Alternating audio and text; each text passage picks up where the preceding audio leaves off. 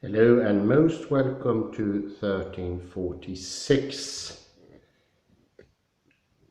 Today's lecture is Steps to a Metaphysics of Incompleteness, a reading of an article by Terrence W Deacon.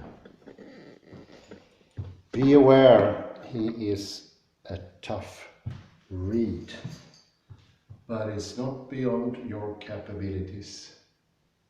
I'd say you have excellent support in what you've already gone through.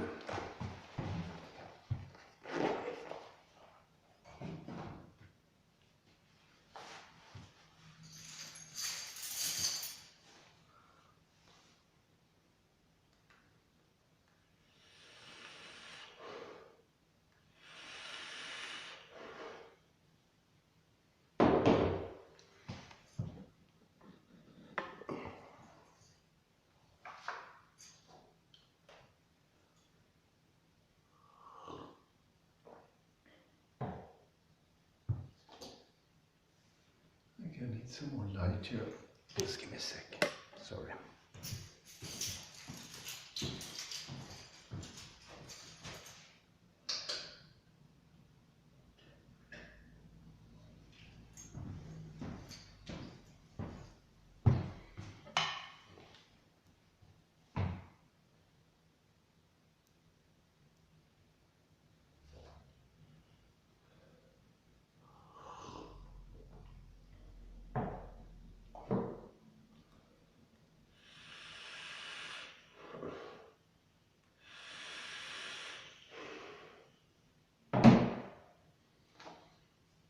Steps to a Metaphysics of Incompleteness, written by Terrence W Deacon and Tyrone Cashman.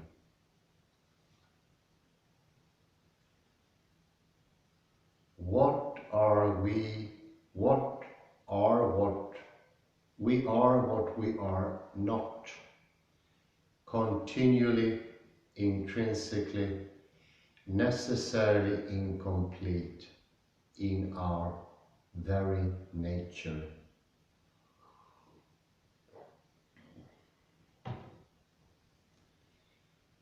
Introduction.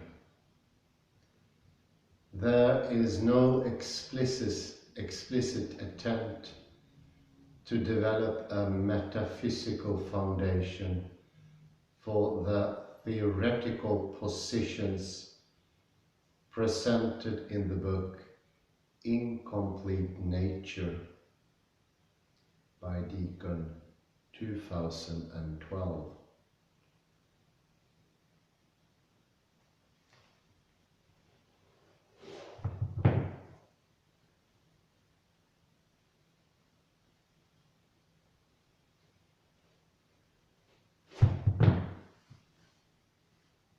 Or in the many papers elaborating ideas related to its core thesis.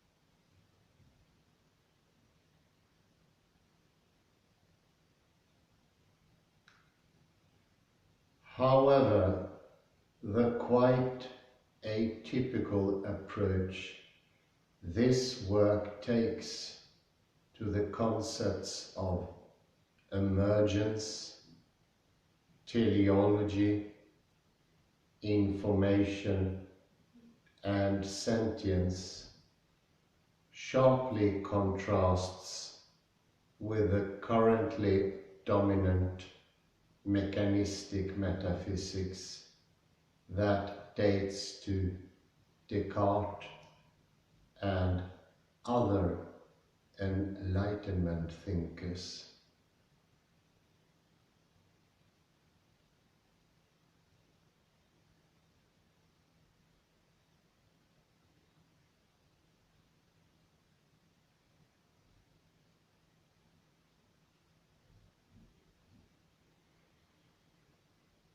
And yet also contrasts with current alternative, vitalist, pan-experientialists, theological and process metaphysics perspectives as well.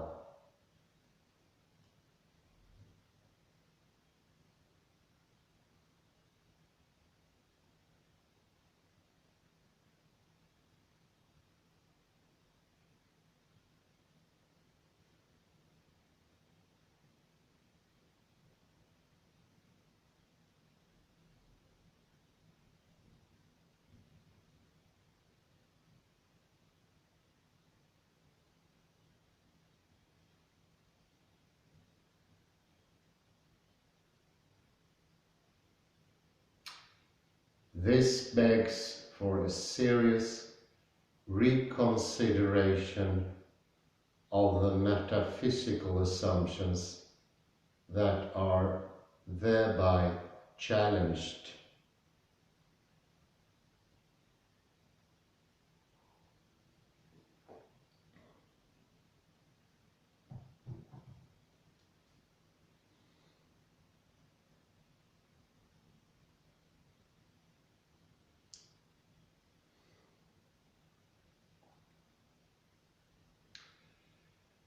Although the scientific claims made concerning the origins of living and semiotic processes are ultimately subject to empirical testing,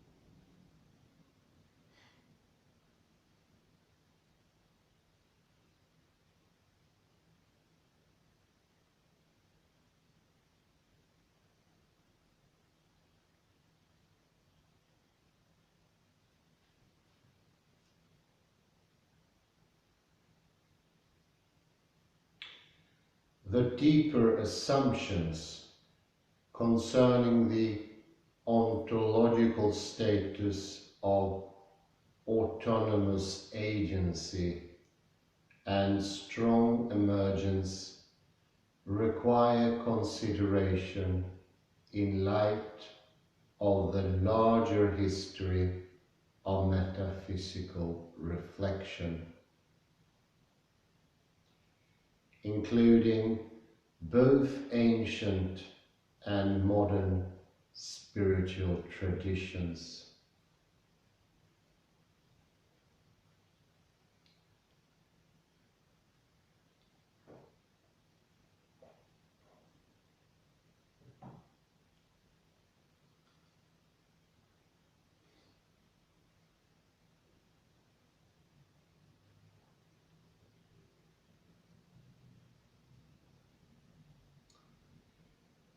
A central claim of the theory outlined in Incomplete Nature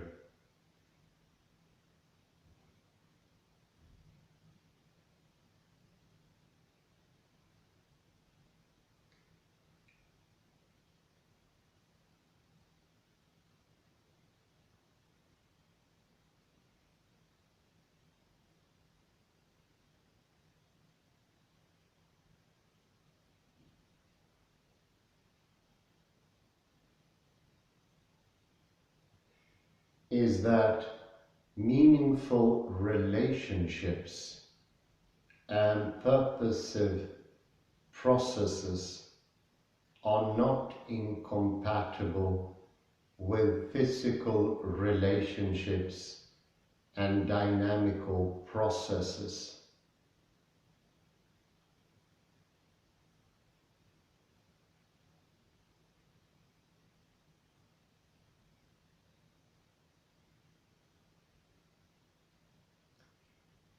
And thus are neither epiphenomenal illusions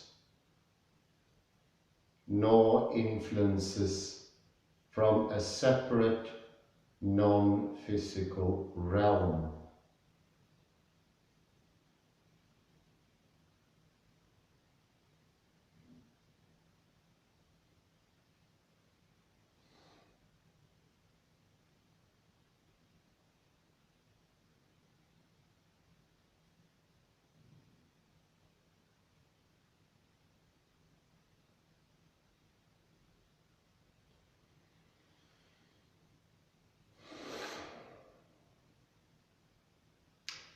But neither are they identical with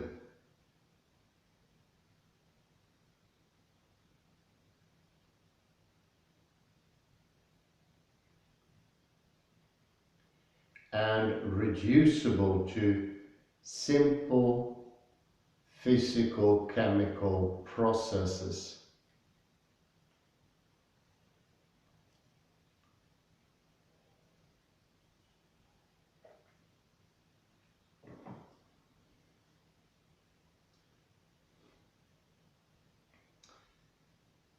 The approach outlined in this work suggests instead that the apparent incompatibility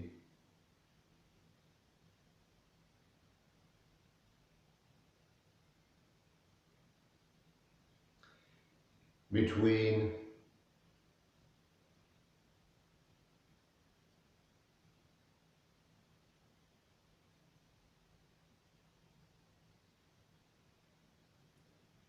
teleological and mechanical causality reflects a default tendency to consider only tangible substance to be real.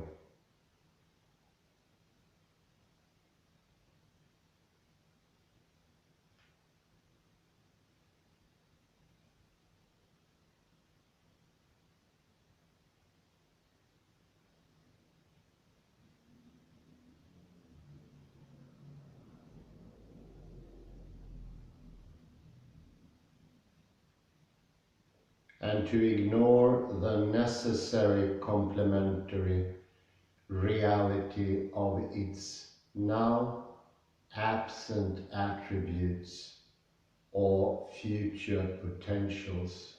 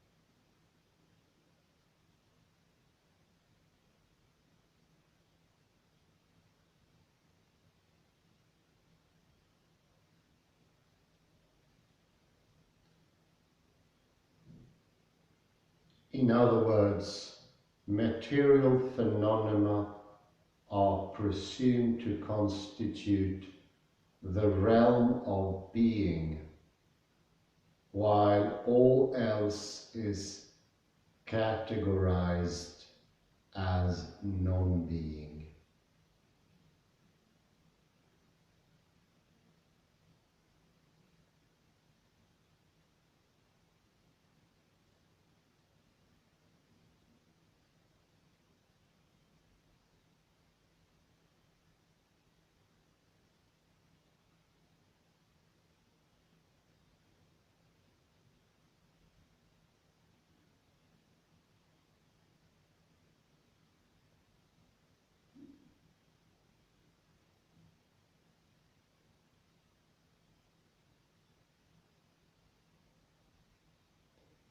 This has made it appear that teleological dispositions,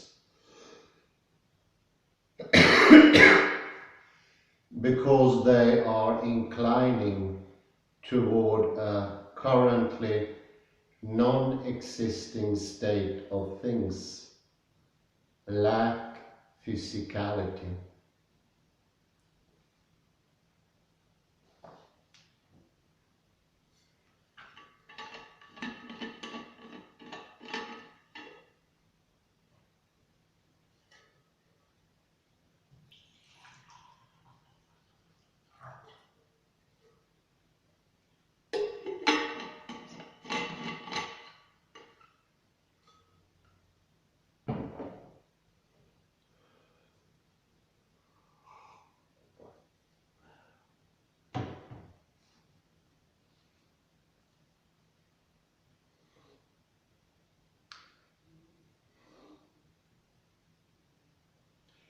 Unfortunately, this implies that experience of personal conscious agency also lacks physical existence.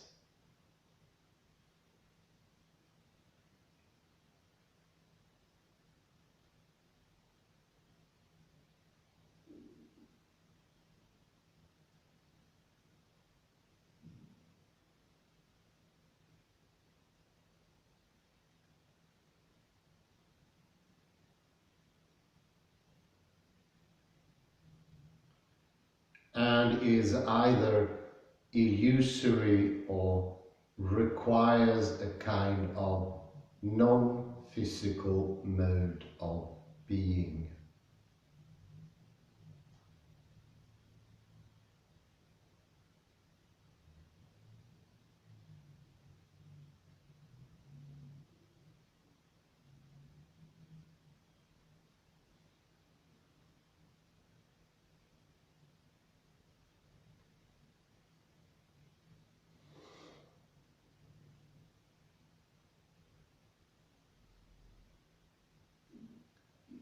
We argue what is specifically absent plays a fundamental role in the dispositions exhibited in material energetic processes.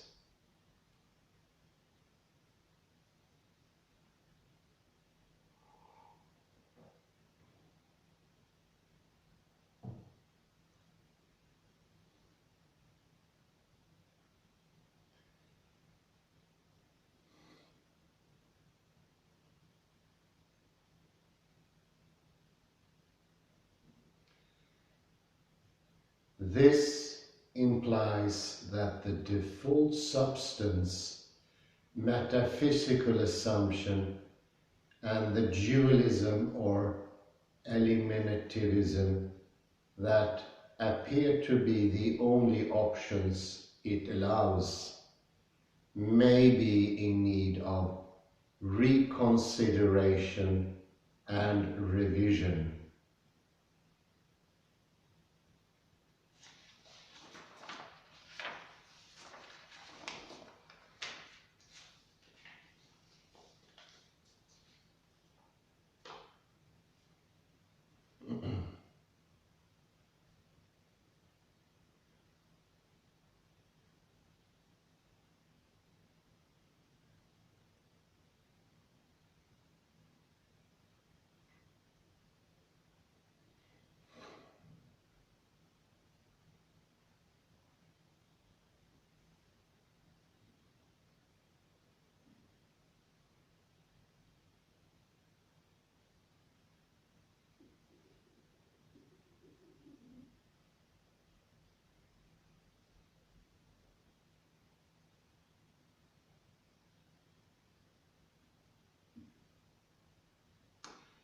Although in many respects the questions explored by science and metaphysics are framed differently,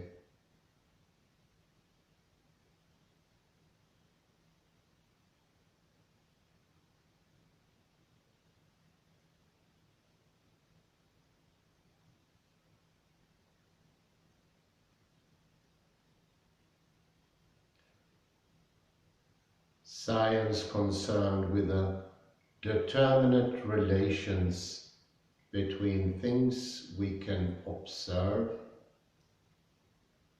and metaphysics concerned with assumptions about the nature of their existence.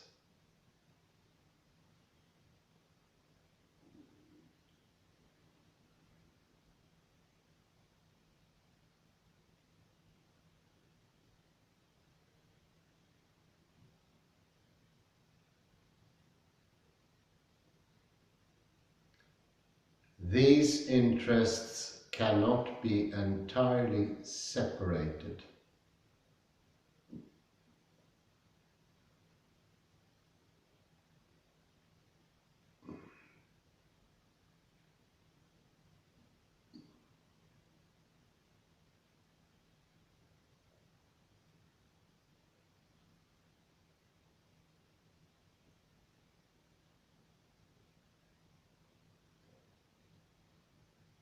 New scientific discoveries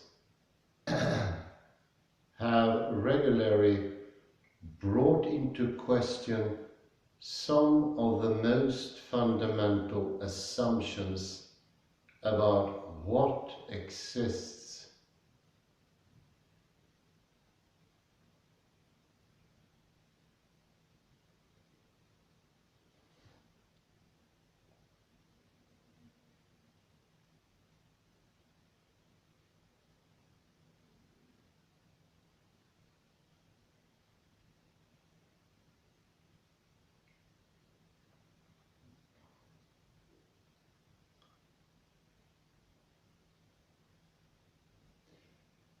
Discovering that the physical world is vastly larger, more complex, and more strange than what could have been conceived just a century ago, has spawned doubts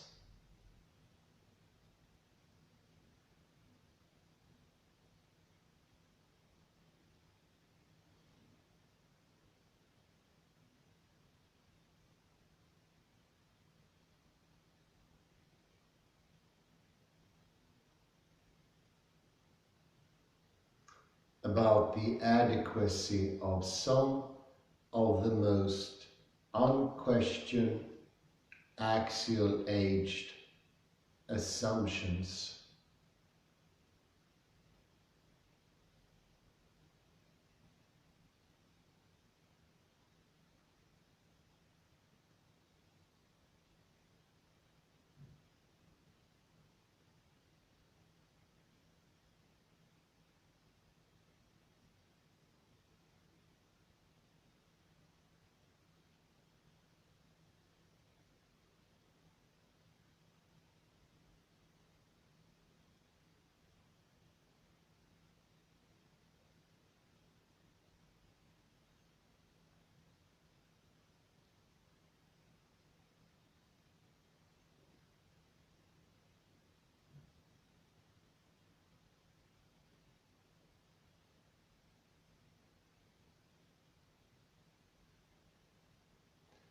But this is not merely a problem that requires a change in metaphysical commitment.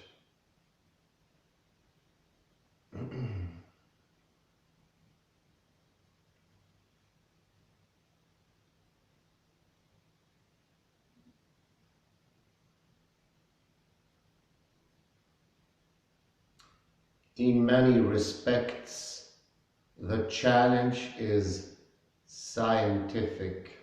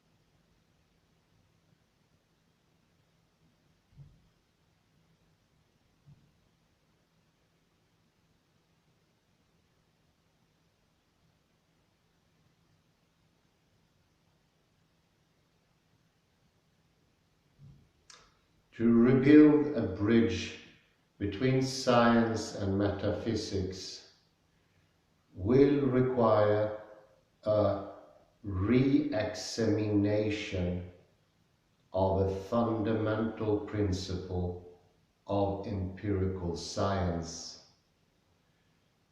the exclusion of teleology.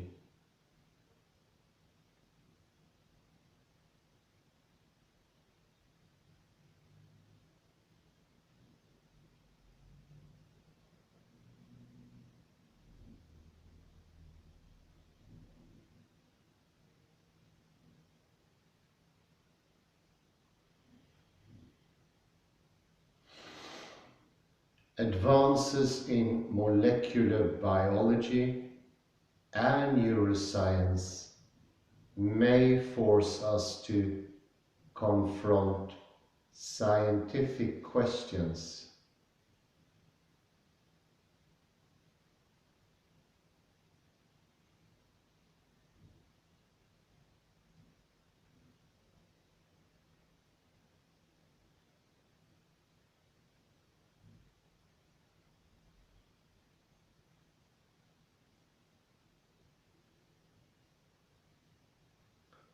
That appear to exceed the reach of this unexamined metaphysical assumption.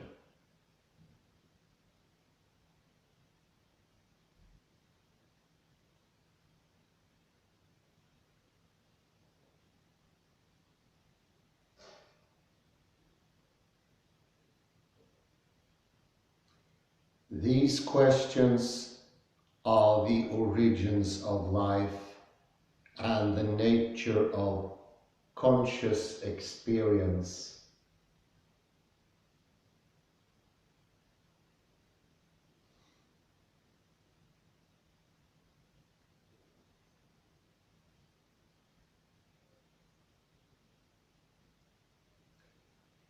To resolve these mysteries requires that we precisely define life and mind in ways that capture their more than material properties.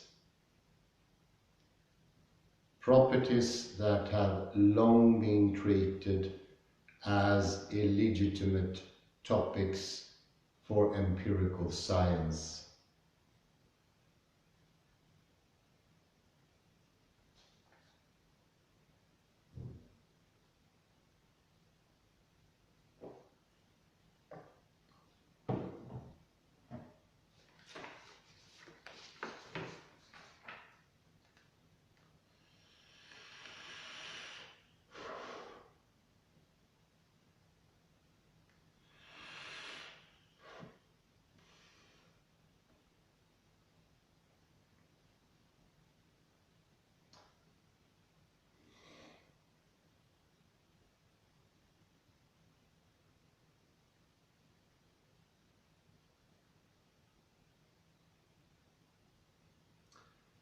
The methodological dualism that results is not merely the invention of science, philosophy, and theology.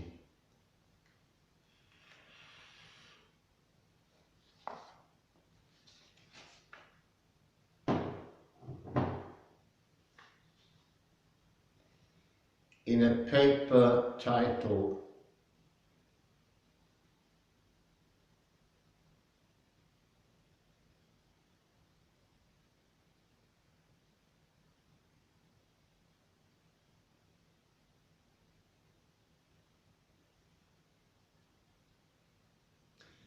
The Role of Symbolic Capacity in the Origins of Religion,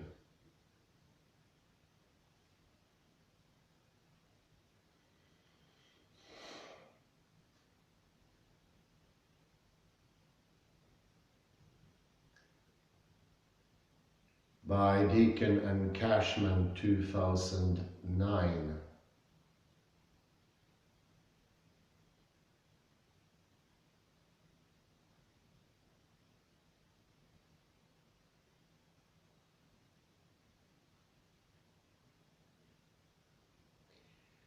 We argued that there is a ubiquitous human tendency to tacitly assume a too-tired ontology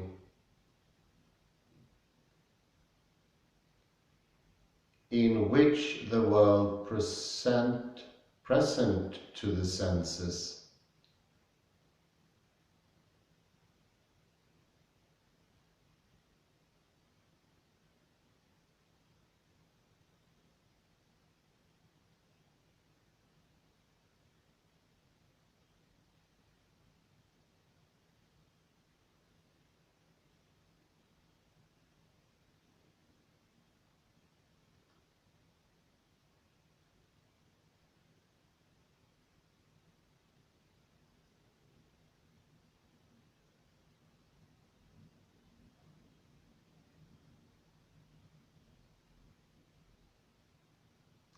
is merely a diminished projection of a more real world of ultimate meanings and values.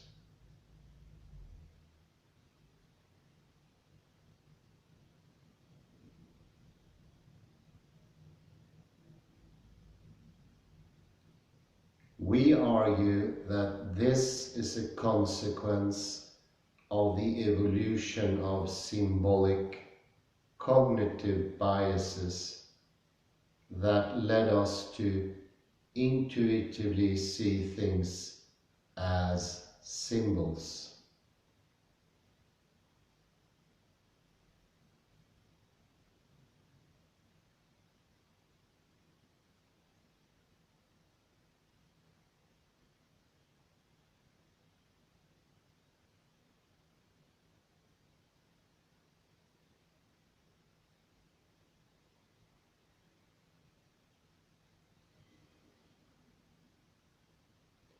Like words, physical artifacts that are the meager and imperfect examples for meaning hidden in the minds of others.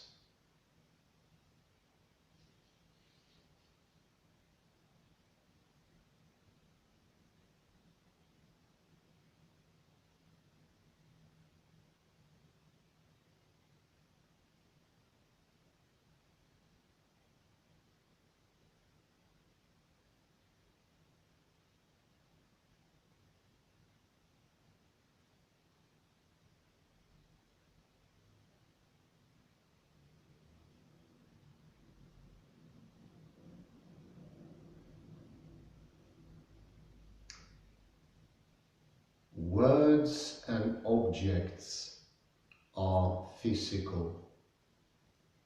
Meanings and ideal forms are not.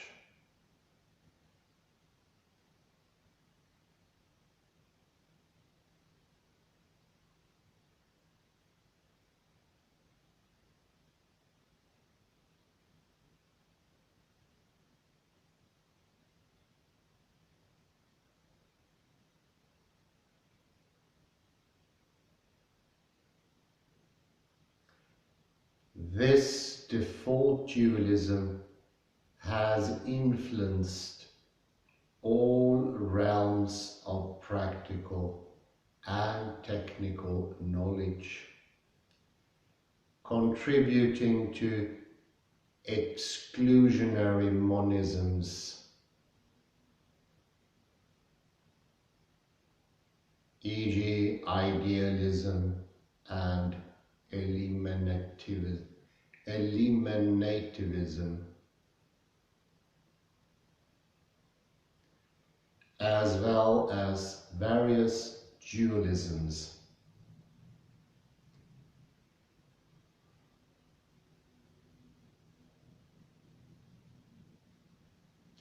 In both mystical and scientific paradigms,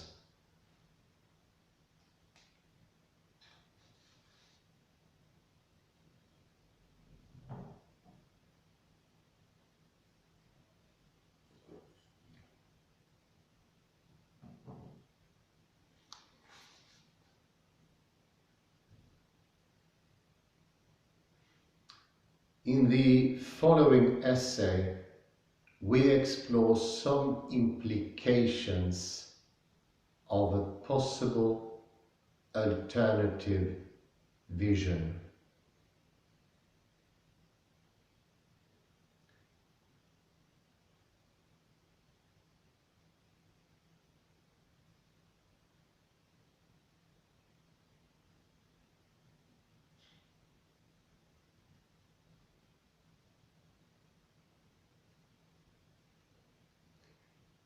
We make no claim to have formulated a thoroughly novel metaphysical system, only to offer some speculations about how a third metaphysical perspective might differ from current metaphysical assumptions.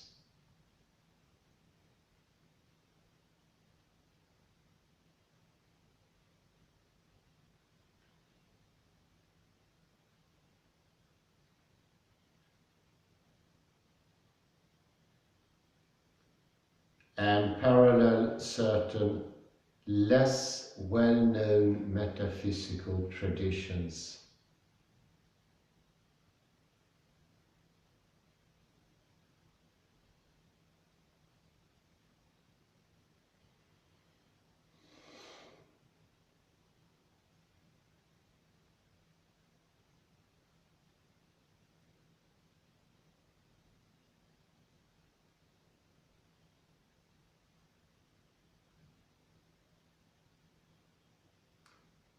In this exploration, we interpret the title Incomplete Nature literally.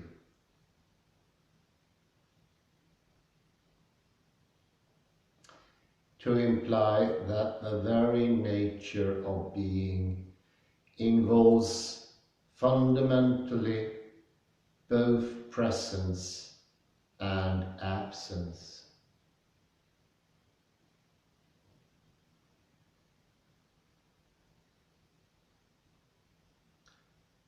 Positive as well as negative attributes.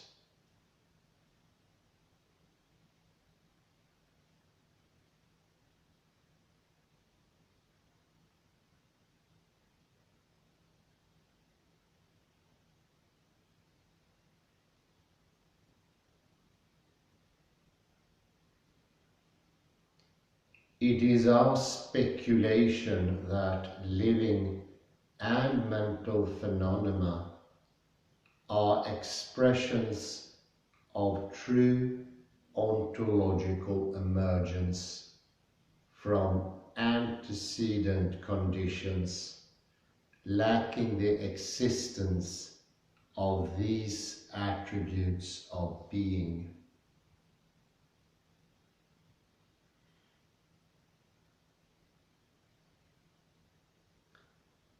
And that this logically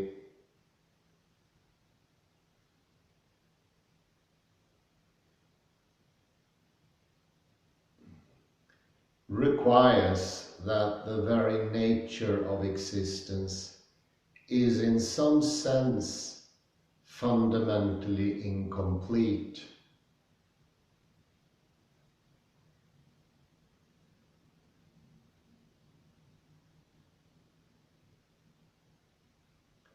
Section 1, Ontological Dependency.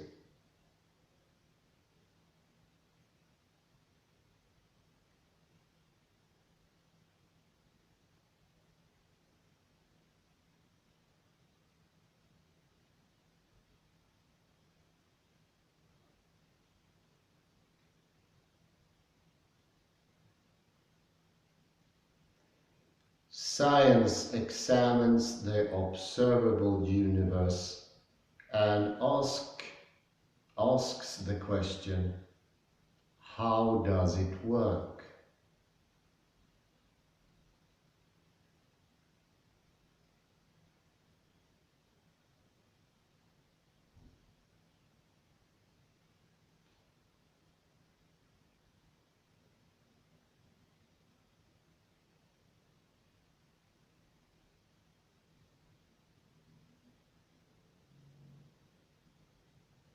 It is concerned with the causes of things that happen,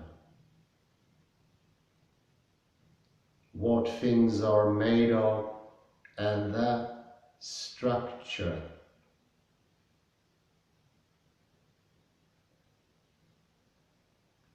It is an effort to understand why events in the universe happen the way they do.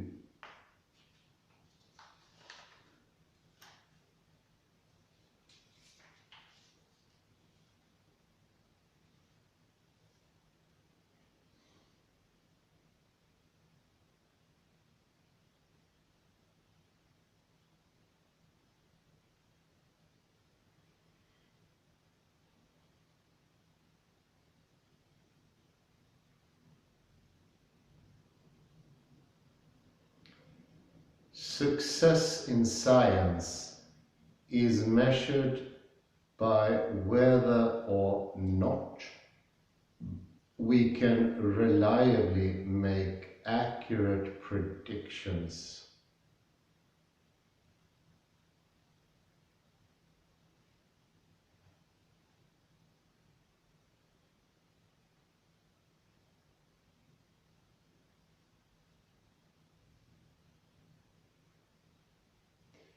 Metaphysics is concerned with being, reality, and with the ontological status of what is really out there and in here.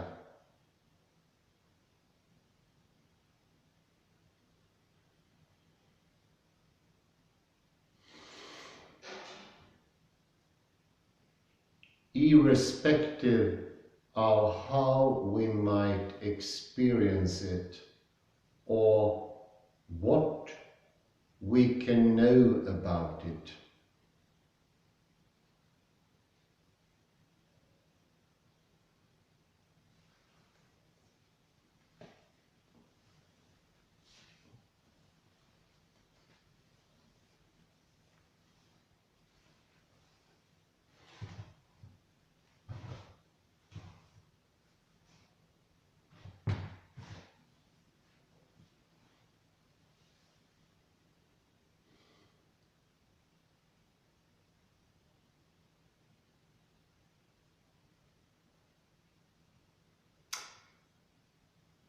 In particular, metaphysics is concerned with dependency.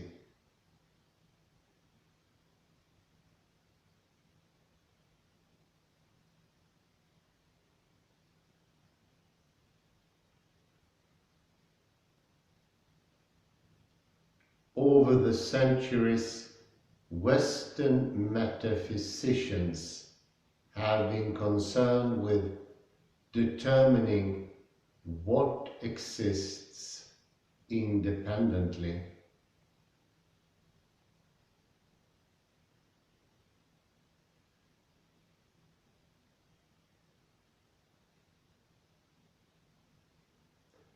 Versus what is dependent.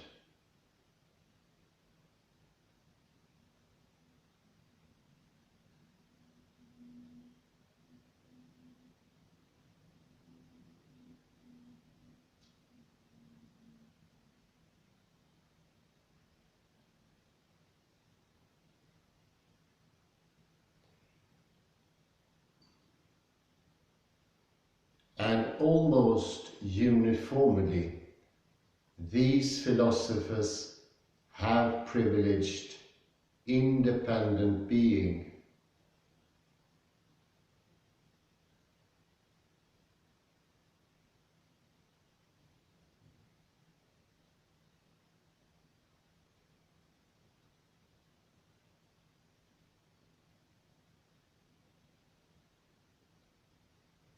That which is irrespective of the being of anything else.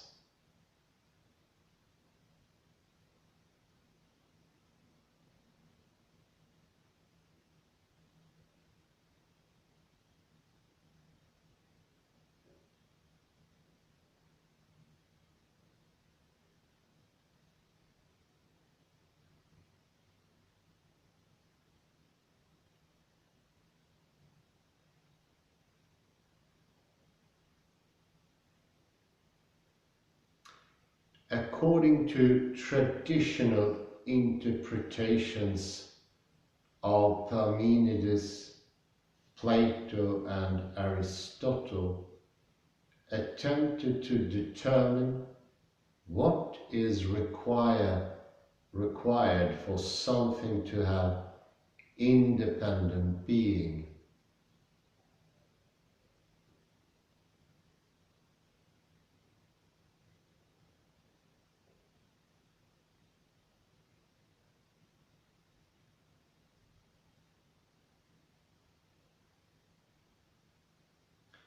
They determined that it was essence, the pure form of what it is to be something. To ti en är.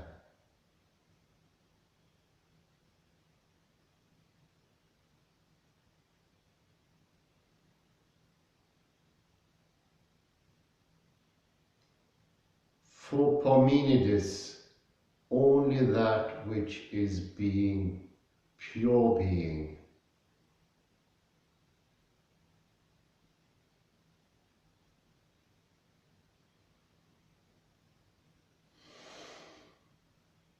That is being simpliciter, can be.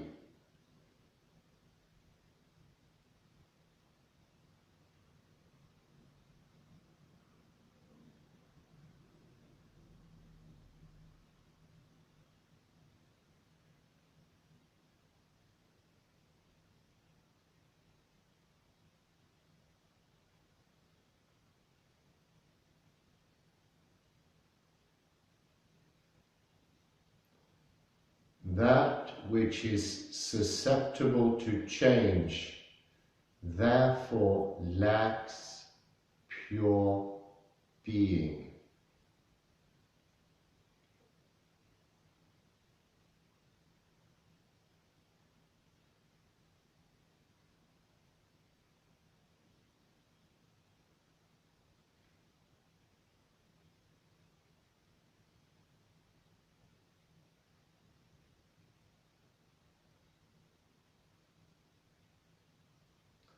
He argued that there can be no amalgam with non-being, no lesser being.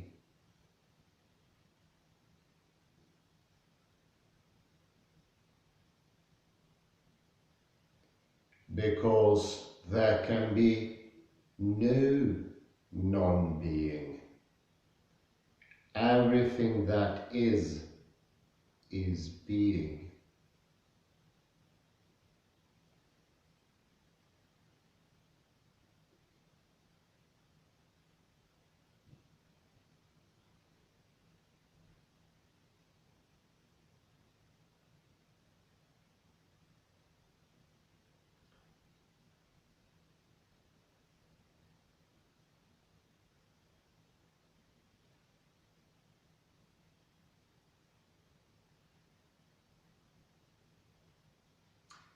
Thus, there is only being and no dependency of it.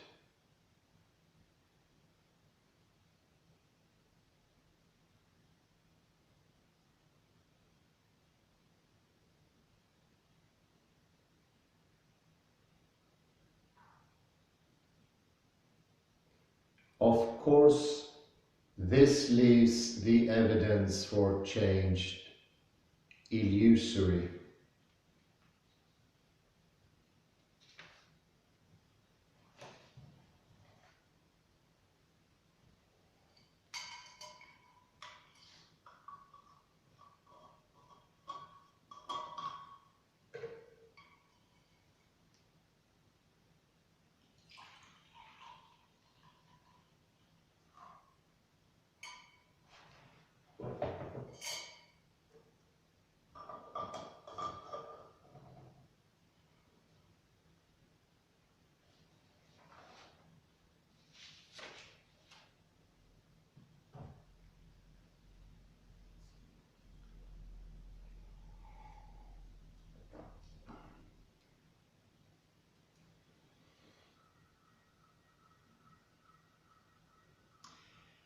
Plato attempts to resolve this by separating the forms of things from the temporal, imperfect embodiments of the forms.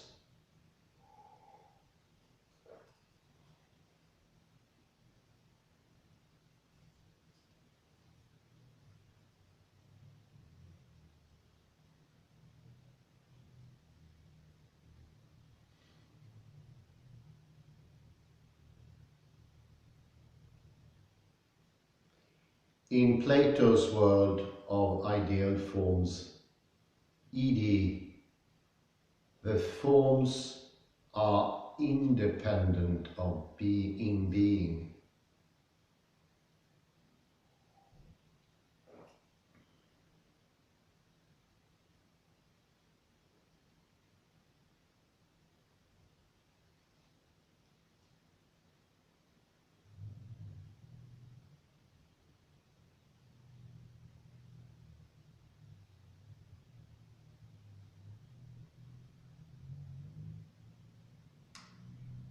They exist simpliciter and therefore do not change.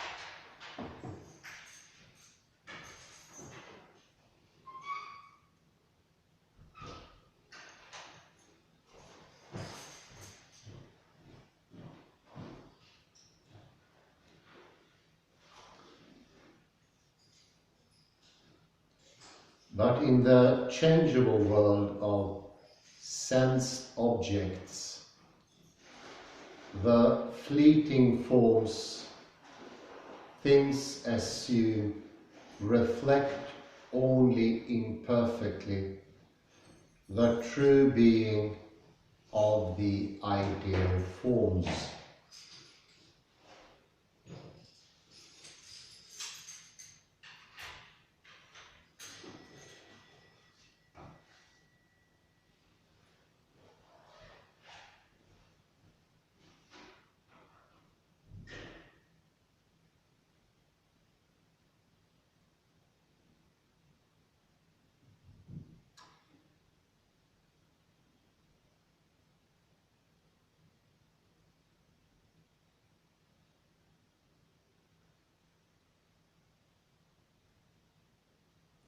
So the forms are simple and unchanging, while their imperfect embodiments are dependent upon these pure forms, and thus are not really real.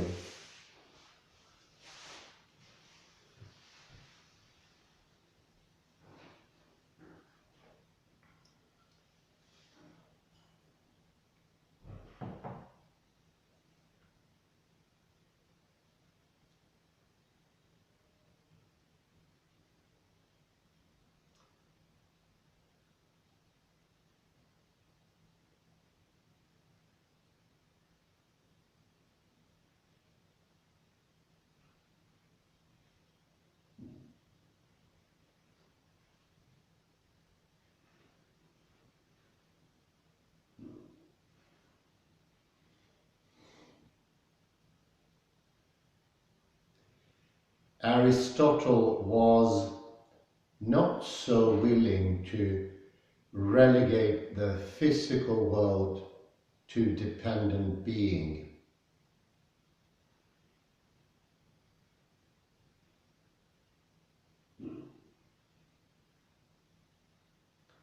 And to treat the abstract as more real than the concrete.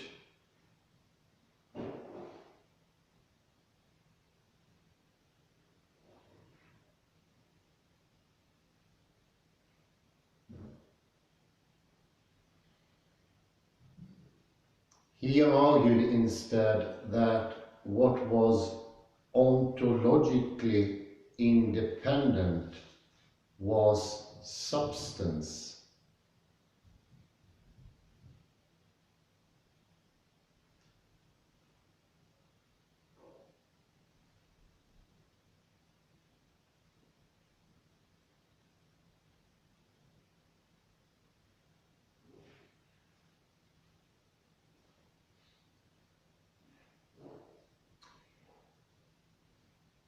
Substance is a combination of matter and form.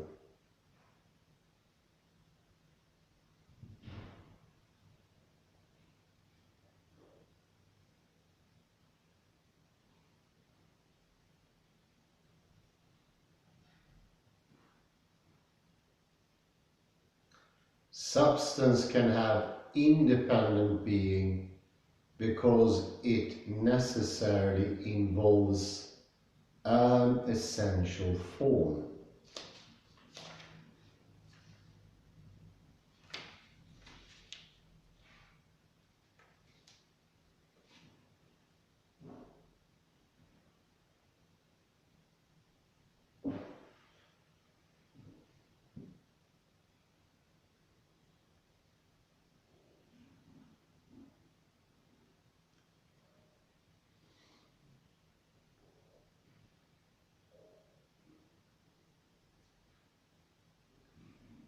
Forms do not exist apart from their material embodiment, and nothing can be substantial without exhibiting some form.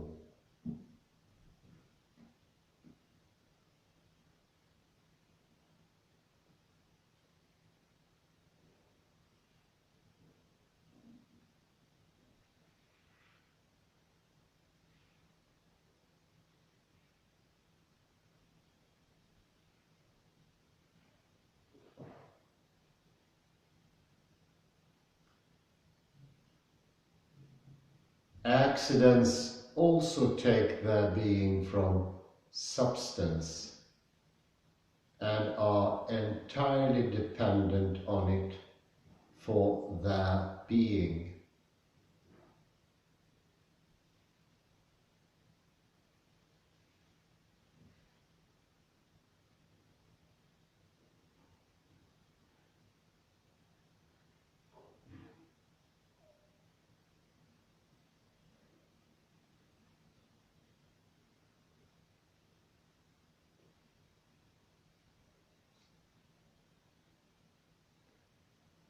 If the substance in which they inhere were to disappear, so too would the accidents.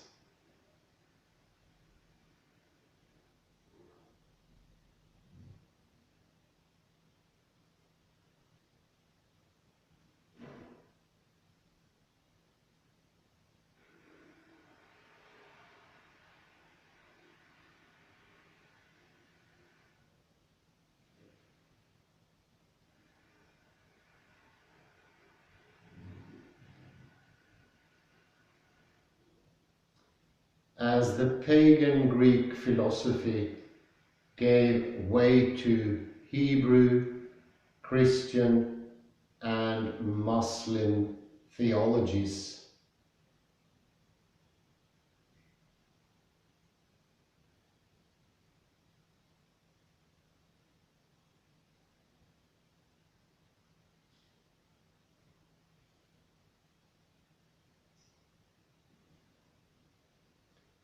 the notion of a willful creator God who is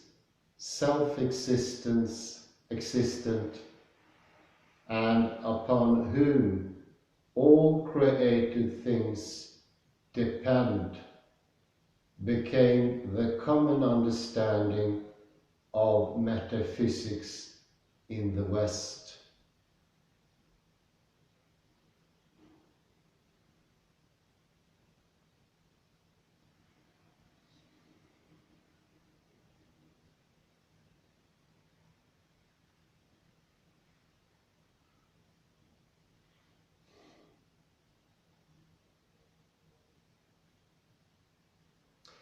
In many respects, each of the theologies came to exemplify some version of the Platonic notion that all earthly being is dependent being.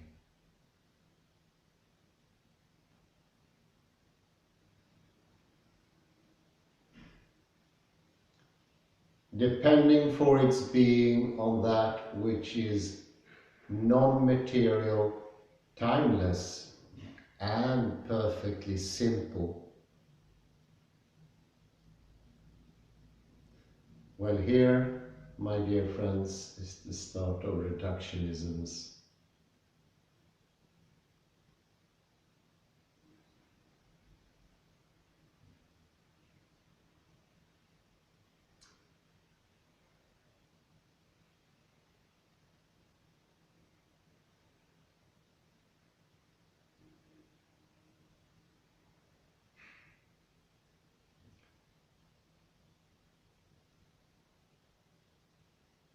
Many centuries later, influenced by the rediscovery of Aristotle's works, Thomas Aquinas provided a more subtle distinction between being and existing.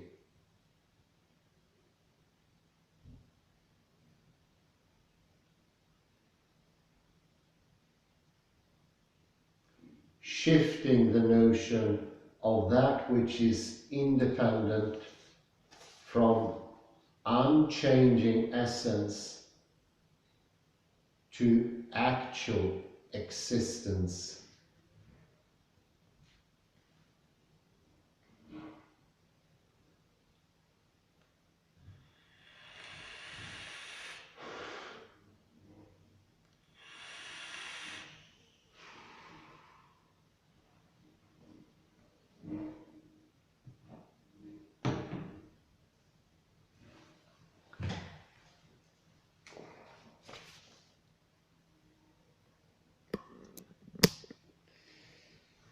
I think it's a bit early for a summary. It's still fairly complicated. We mentioned before how the idea of existence seems to solidify, but do note in the take of Terrence Deacon it is still much more open than we assumed before, and I'm sure we will dwell into more of the details later, but I would see this as a more complicated and definitely deeper take on ousia and Estein that we've previously done. So do not fall into preemptive assumptions. Remember what Edward de Bono said: there is nothing more devastating than using the conception of same, and that especially goes for understanding. It's a sort of a non-understanding. Putting it into a box that is already established is not something new. And it's what Edward de Bono calls passive information system. Could be done by a computer, and it's the human default mode. But we can also learn, and that is active asymmetrical information. And please try to activate the asymmetrical thinking here, and do not a priori put something into boxes by labeling them same or not same. We need to go beyond that or deeper. I'll put in a short break here.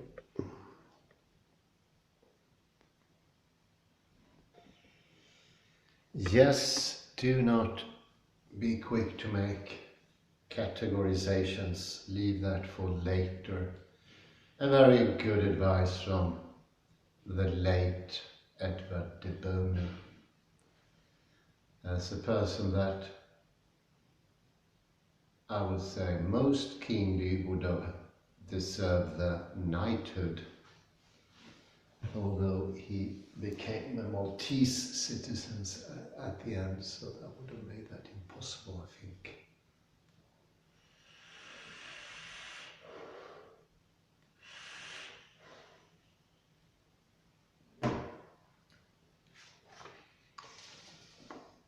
Thomas Aquinas provided a more subtle distinction between being and existing, shifting the notion of that which is independent from unchanging essence to actual existence.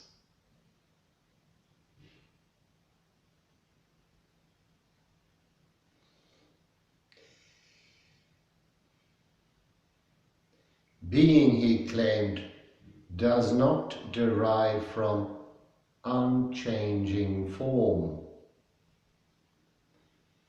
but is due to an act of existing, an esse.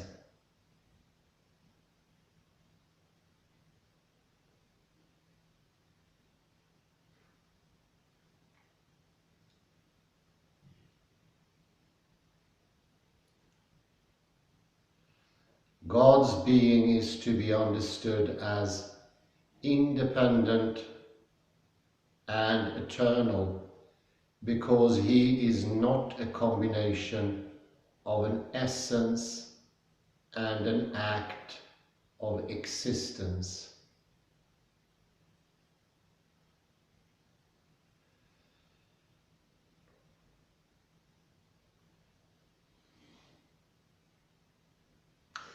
As are all of his creatures.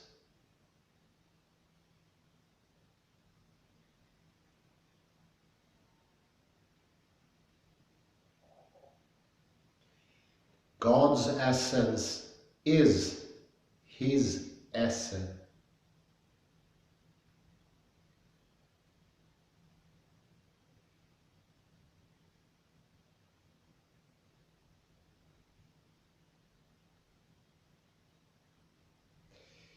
He is independent because he is uncomposed.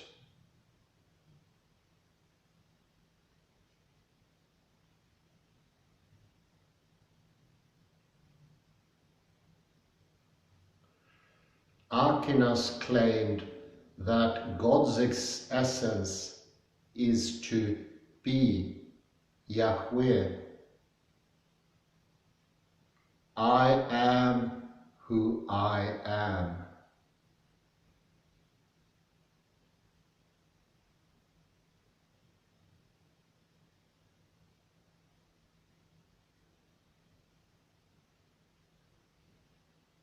However, both the Platonic Aristotelian eidos metaphysic and the Thomistic esse metaphysic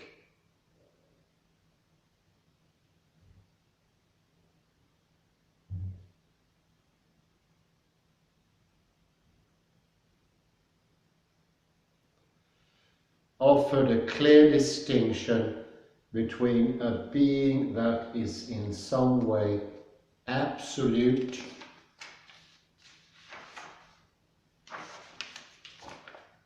and independent of anything else, and one that is contingent,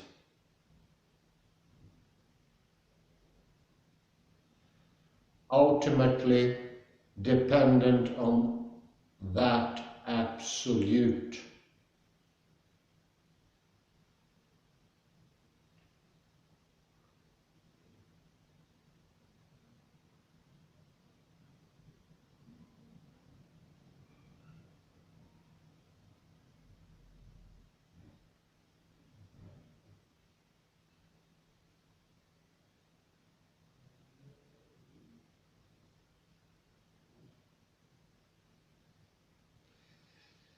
Those of us who inherit the Greek way of thinking can hardly imagine explaining dependent beings in terms of other dependent beings, whose being in turn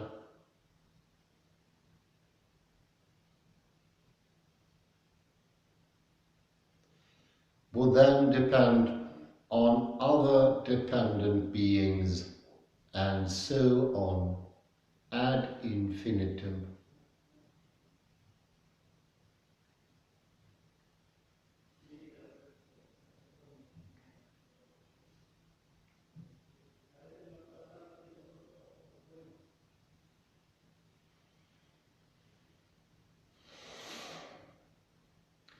To prevent such a regress, it would seem there has to be an absolute independent being that terminates any chain of contingent dependencies on dependencies.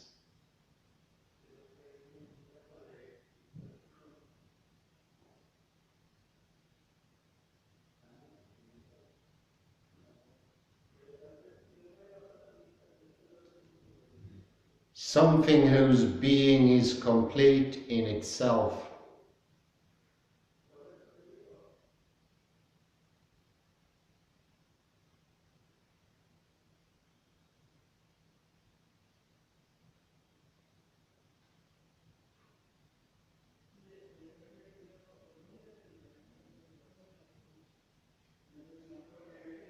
It nevertheless appears that three great and very early thinkers did think of being in such interdependent terms.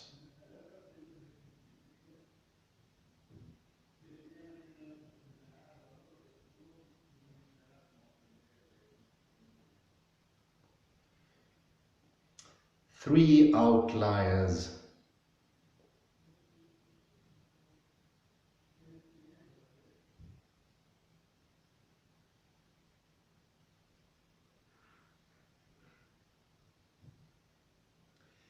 Among the major philosophers and religious thinkers of the ancient world, three dissenters from this view, all living somewhere between the 4th and 6th centuries BC, anticipated many aspects of the metaphysics of incompleteness. They are Heraclitus in the Greek-speaking world, Gautama the Buddha in the Indian world,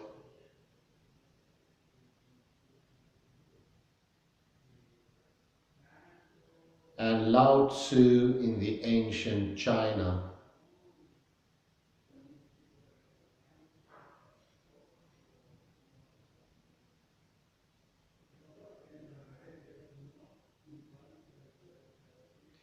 Ontology was not their primary concern, and yet for each, ontological issues were clearly addressed.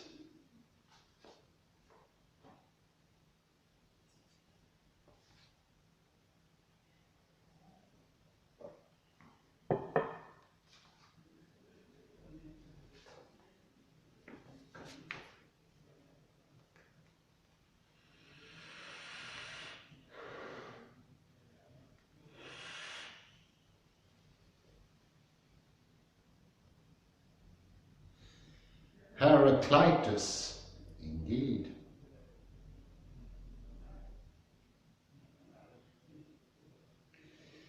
Most accounts of Heraclitus, ancient and modern, focus on his view of incessant change and impermanence.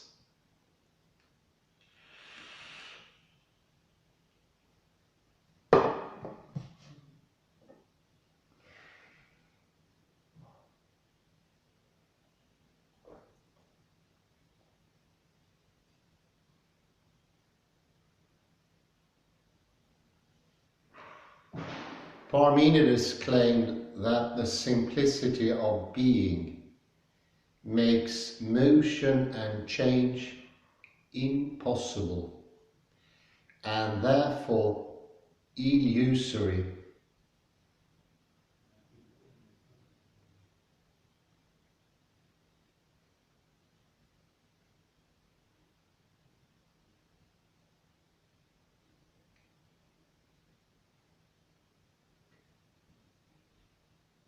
Heraclitus claimed that everything is in motion all the time. Pandare, everything is flowing.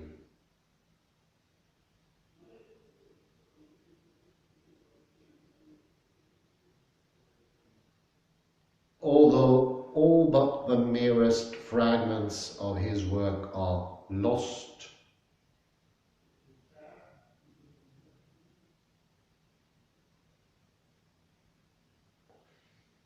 we can discern an important counter-theme present in the fragments of his work that we do have.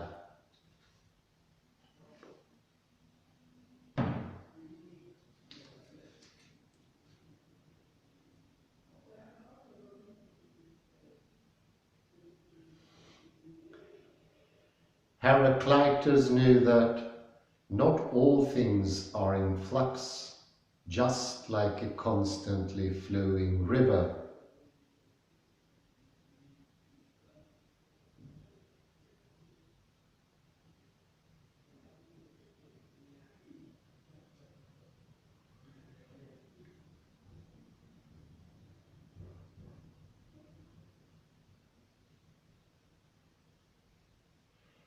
Plants, animals, and people constantly change.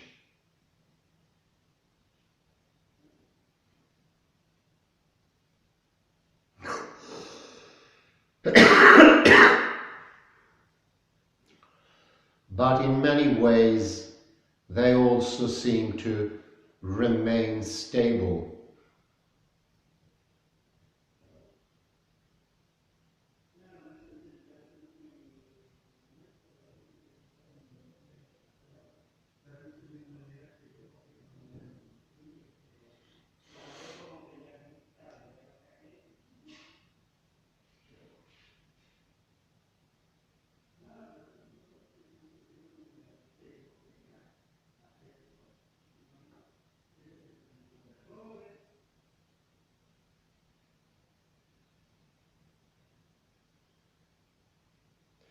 It is likely that he was referring to this apparent stability in his fragments on the wall of opposites, which can create a harmonia, an agreement.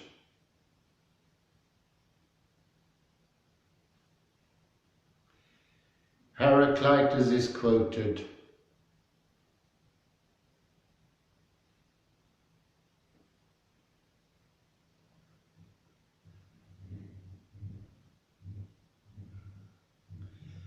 They do not grasp how by being at variance it agrees with itself, a backward turning adjustment like that of the bow or lyre.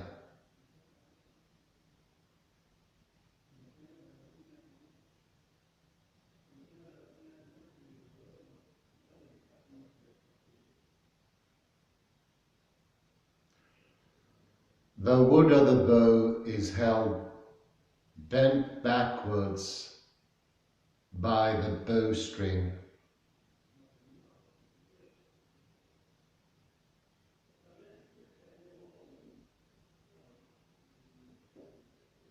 The string is stretched by the bow.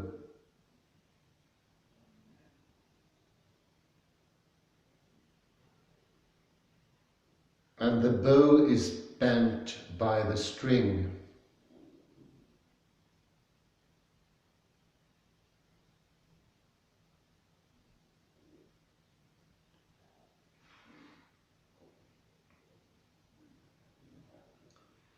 They are in equal and opposite tensions.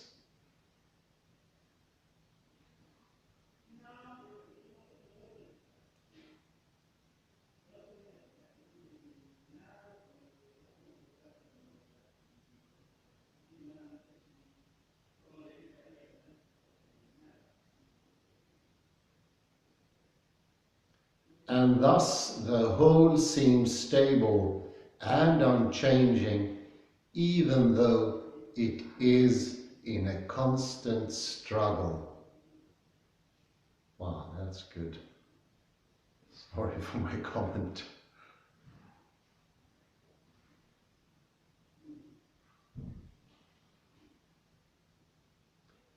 So, 2. A lyre with its stretched strings is maintained in tension.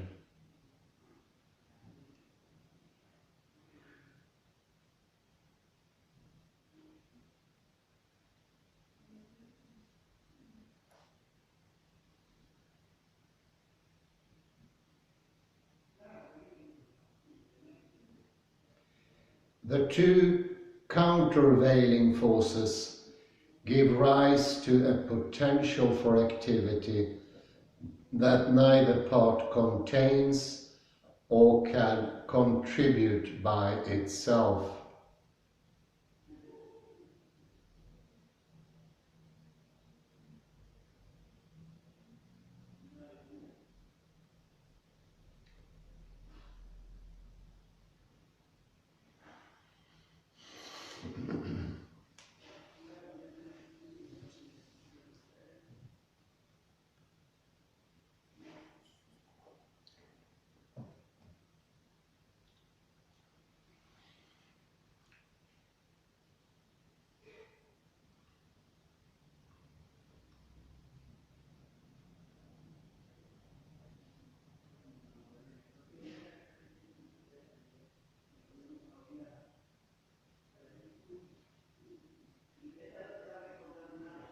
The 2 countervailing forces give rise to a potential for activity that neither part contains or can contribute by itself.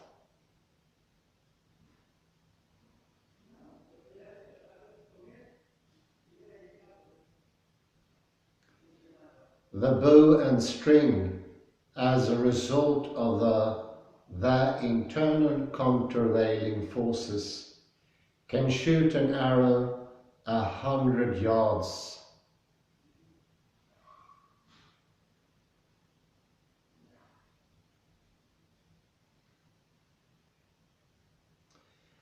The lyre can fill a room with music.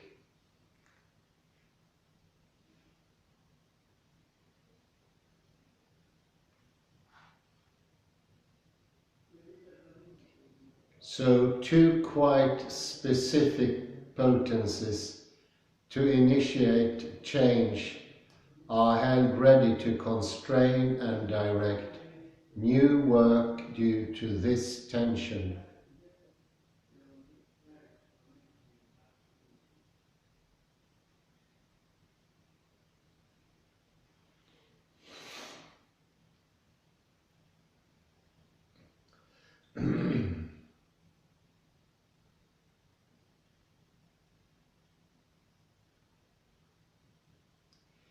In another fragment, Heraclitus writes about the kykeon.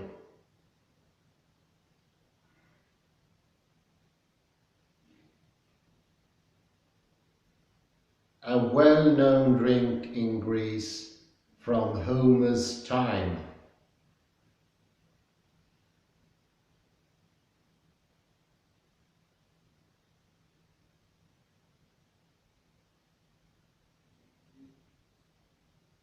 The kykeon, from the Greek to mix or stir, is made by taking a cup of wine, stirring into it barley and grated cheese.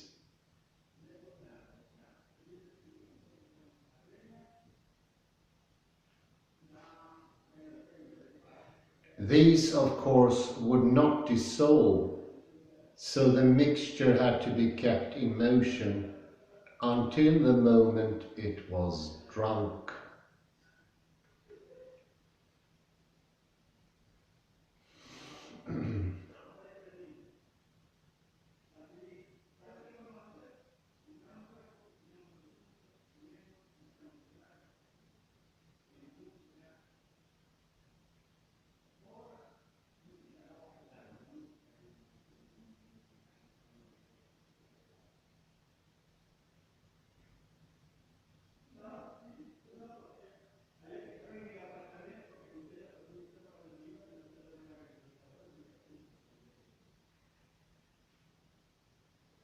Heraclitus notes, the kykeon falls apart if it's not stirred.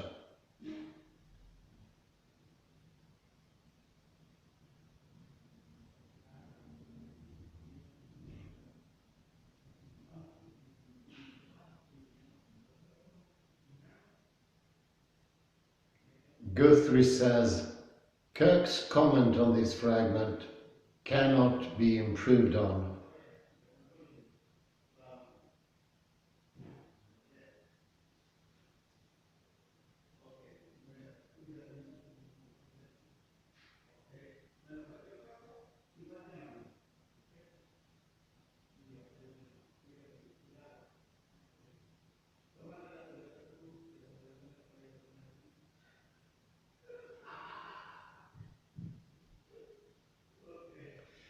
Guthrie says, the fragment is of greater importance than it first appears.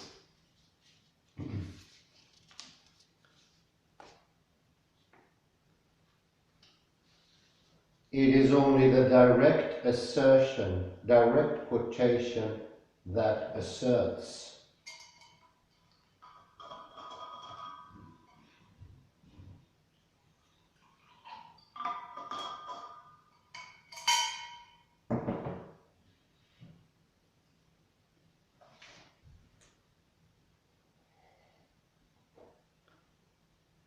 Even though only in an image.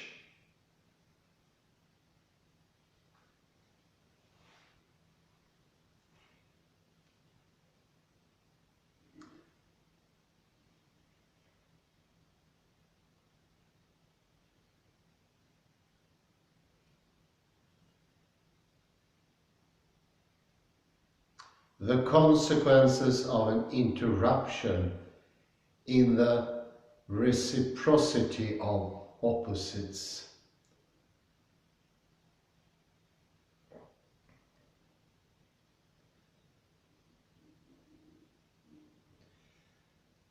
The major modern commentators on Heraclitus, Guthrie and Kirk, agree on the centrality of these two fragments in Heraclitus's understanding of reality.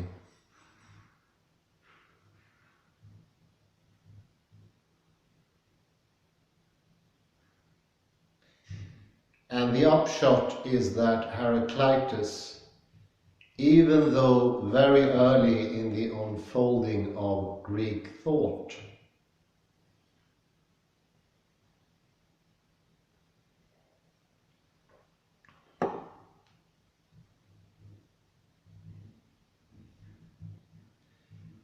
quite likely held surprisingly sophisticated metaphysical views.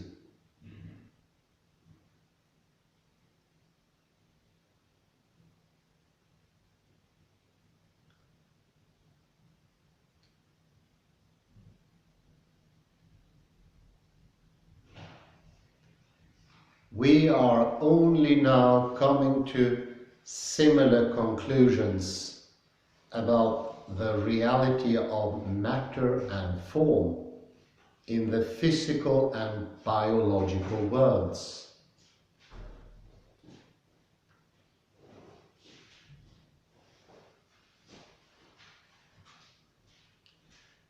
The Buddha, Siddhartha Gautama, either denied or set aside as unimportant some of the fundamental metaphysical assumptions of the vast Hindu tradition he inherited.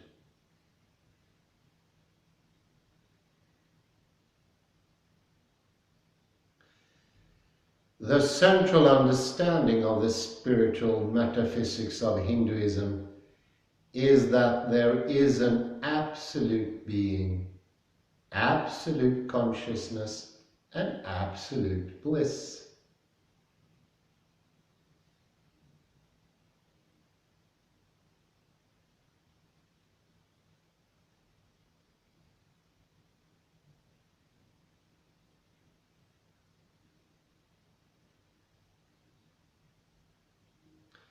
This absolute is called Brahman.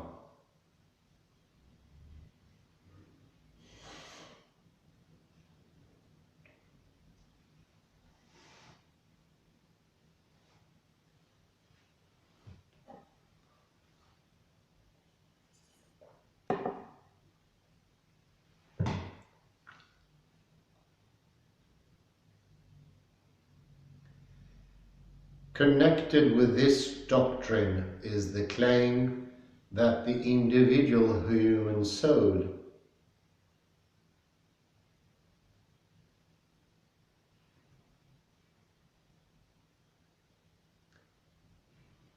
each person's own Atman is also ontologically this same absolute unchangeable being.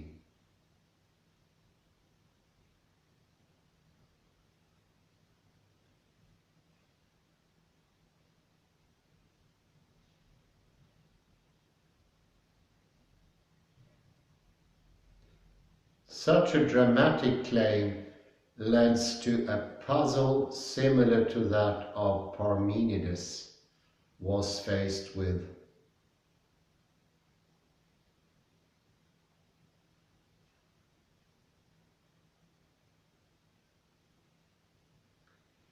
What then is the reality of the changing, interdependent and contingent world of our experience?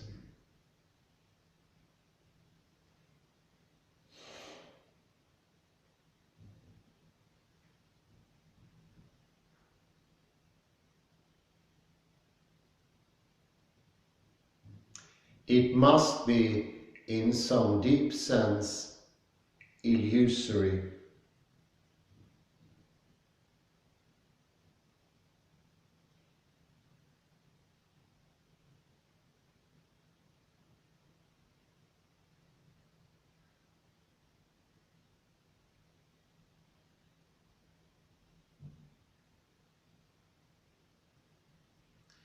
My conviction about myself and the world around me as contingent and dependent and changing through time is considered a sort of existential amnesia.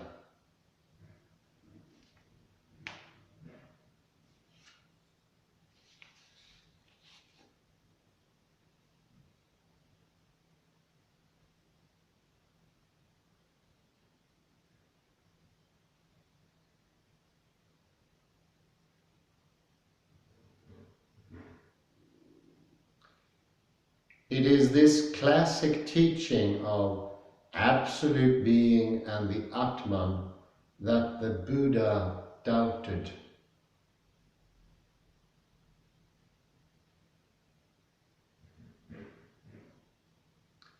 He did not doubt that each human being is an individual self or person.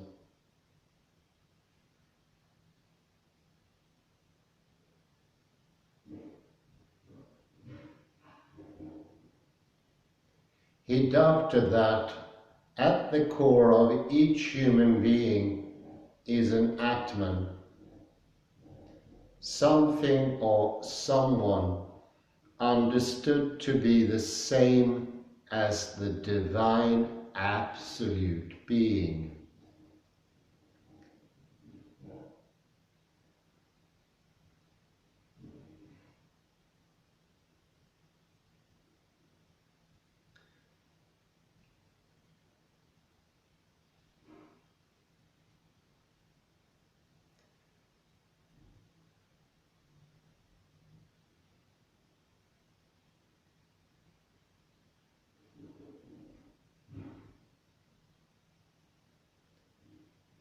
When the Pali and Sanskrit Buddhist texts are translated into English, the term anatman, no Atman, is usually translated as no self.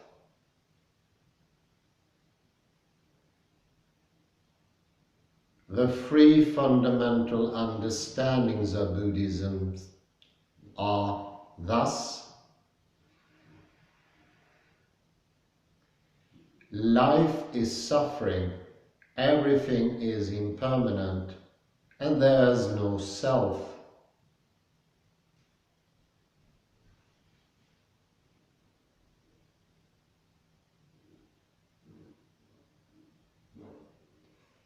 Centuries later, in the Prajna Paramita Sutras,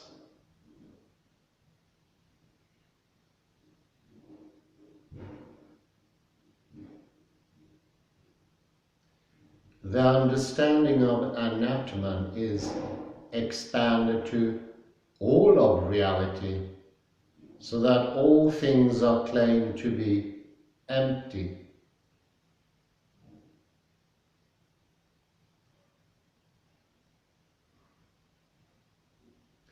Empty of what?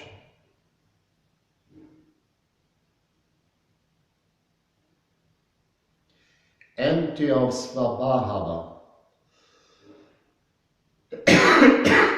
own being.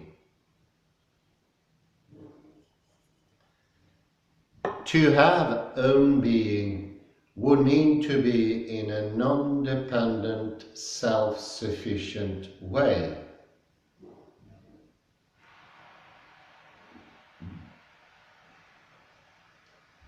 One's being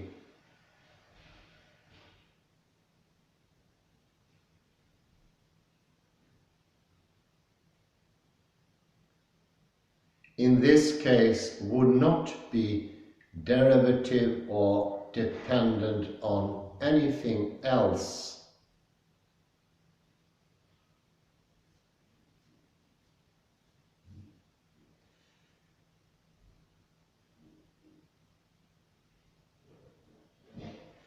Along with the three negatively stated principles of impermanence, suffering, and no self, is the tradition's positive claim that the being of everything is the result of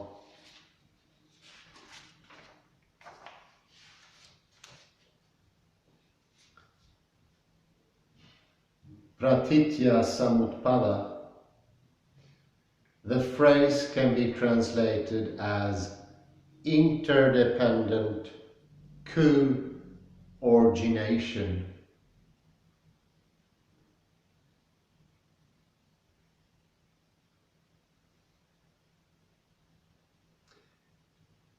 When the Buddha taught this doctrine, he was addressing the issue of ontology. What then is the being of the world we encounter? What is real?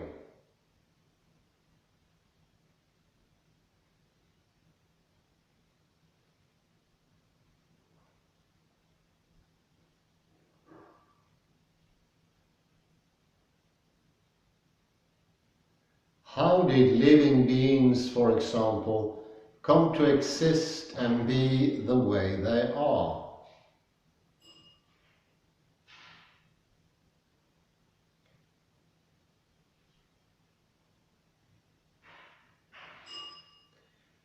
Gautama was not primarily a metaphysician.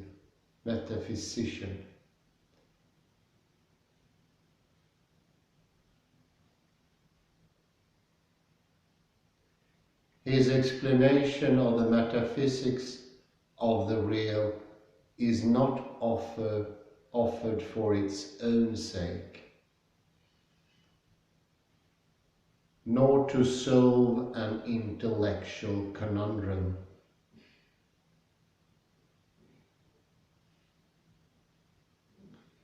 His primary and almost sole concern is suffering.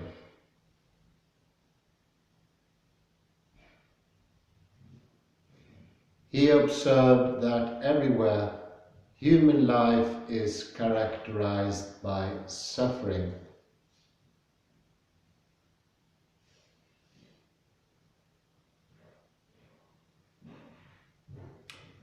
The ultimate reason for this, he observed, is a set of faulty metaphysical ontological assumptions that are commonly held by everyone.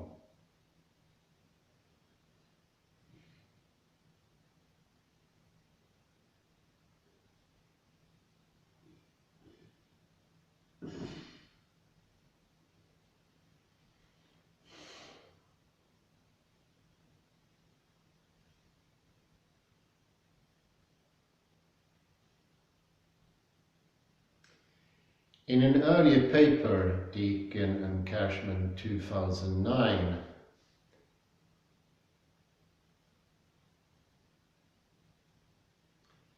we explain that human beings, as the symbolic species, have a tendency to believe in and look for an ultimate ground of being and meaning.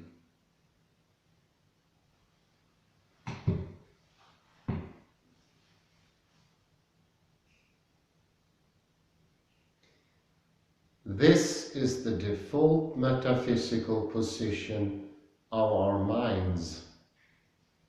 It is what supports the nearly universal cross-cultural assumption that we live in a bi-layered world. One meaningless, imperfect and material,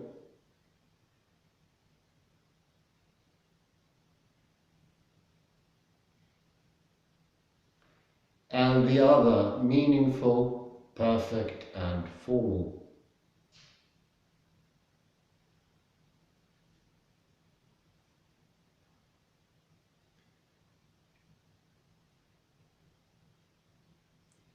Buddhist meditative practice has as one of its effects the undermining of that default assumption.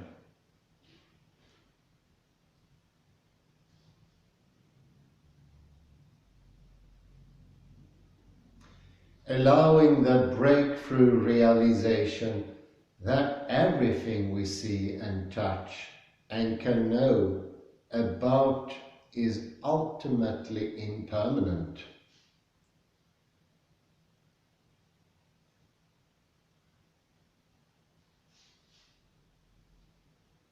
Once that species-specific default assumption is clearly seen as illusory, our congenital tendency to cling to what we love and to resist what we dislike relaxes.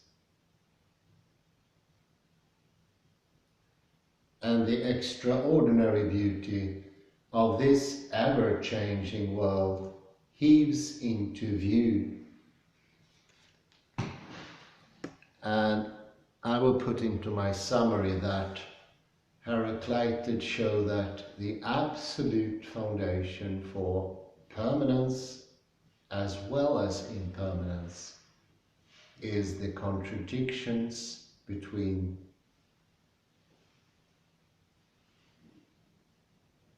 is the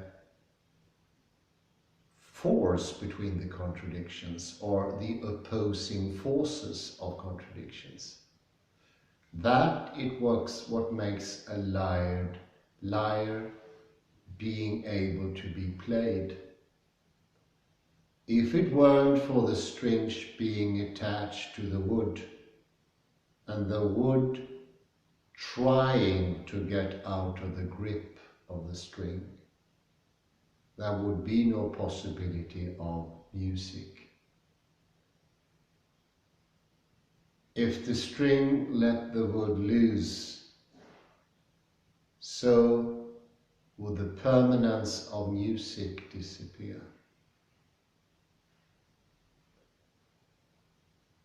And I think this is also very connected to our way of dealing with the worlds, with the things, grasping, as Ian McGilchrist points out, or why not how we strand in the abstractedness of categories and take them for being more real and, so to speak, devaluate understanding to be contradictions and sane. Whereas we can open up and see an infinity of realities, a deepening, an incredibly more interesting world. And here I think this is the perfect antidote to the boredom that beset people in the late 18th century. Do look that up. This is something that Ian McGilchrist takes up, especially in The Master and His Emissary. This is incredibly boring. It's deaf to both permanence and movement. This is a way of being that defies being itself. And of course, this is a cause of great suffering. And I think it is amazing how completely misunderstood Buddha and especially Nagarjuna have been interesting in. Because people seem to think they are some sort of Sartrean existentialists and that they submit to the impermanence of the world. Why? Well, because things are impermanent. But do remember what Terrence Deacon is pointing to. For there to be things, there has to be something that are no things. And doing like Parmenides, arguing against non-existence, takes away existence as well. We have never tried to criticize existence. My God, we are trying to save it from Parmenides and other dilettantes. That's the mission, and it became so much clearer with Lee Smolin. But I would say Alan Watts, D.T. Suzuki, all Buddhist scholars, emissaries, ambassadors of Eastern thought, do either not know the foundation we have in Western thinking, And thereby all those words will be like putting seeds in the desert that will never ever grow, or even worse, they will grow to something that is not true. Not addressing the foundational thinking that is well established in Western thinking will 100% lead to a misunderstanding. And the scary thing is that we, by our very ideology, this idea of objectivity, which is not mentioned today, but as you well know, it's a strand. We think that our thinking is absolutely neutral, and thereby we nullify it, we make it impotent, and it stops understanding before it even had a chance to develop. No understanding will be possible once you start thinking it doesn't have an origo or an origin. That is the sine qua non to have knowledge.